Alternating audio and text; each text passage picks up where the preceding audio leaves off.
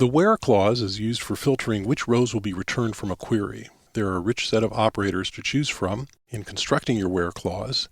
These operators are sometimes called predicates in the literature, so you'll know what they mean when you see that.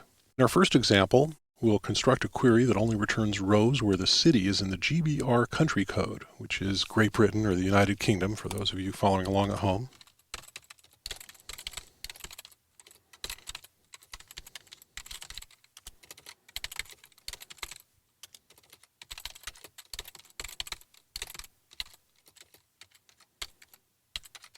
Before we run it, let's take a look at this query and see what we expect to happen.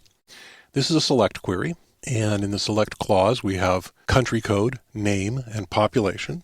We're selecting from the city table in the world database, and we have a where clause. The expression is country code equals GBR, where GBR is a literal string. We see the single quotes there, and that makes this a literal string.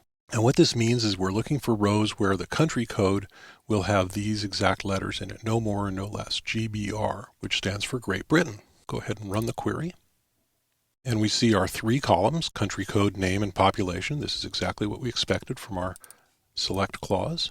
The country code, all these rows have country code equals GBR. And we see we have 81 rows, and that sounds about right.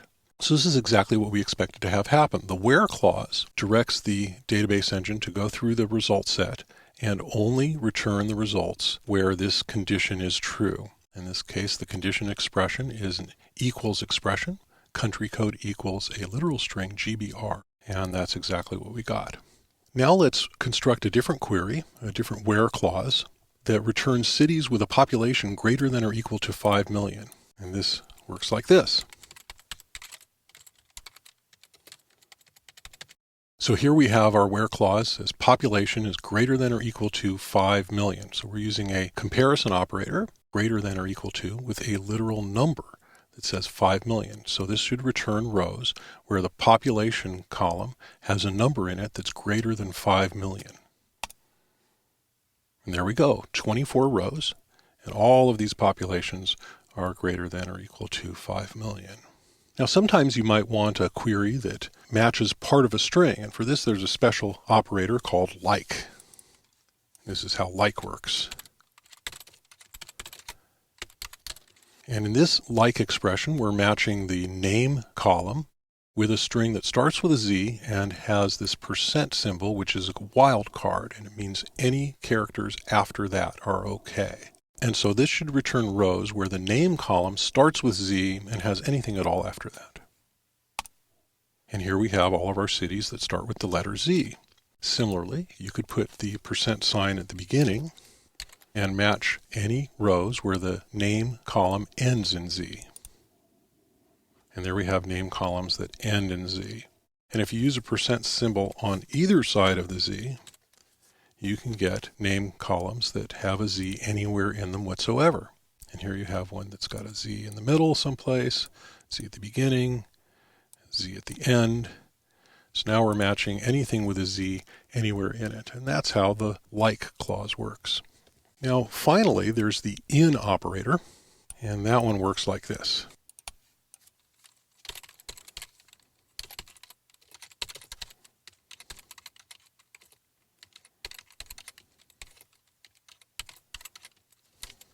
The in operator selects from a list of values and compares that list to the column or variable that you provide for it. In other words, this will return rows where the country code is USA or Canada or Mexico or anything that you put in this list. So here we have our result set. We have country code Canada, and then there's some country code Mexico, and some country code USA, and this is what we expected. So the in operator is very useful for selecting from a list of possible choices. Finally, you can combine where clauses using the Boolean operators and or. These are logical operators, and this is how that works. So this query will return rows where the country code is one of USA, Canada, or Mexico, and the population is greater than 1 million. So we would expect a smaller result set. We have 496 rows in this result set, so we would expect a smaller number, all of these populations to be greater than the million. So we would have Montreal, but we wouldn't have any of these other Canadian ones. Let's go ahead and see what happens here.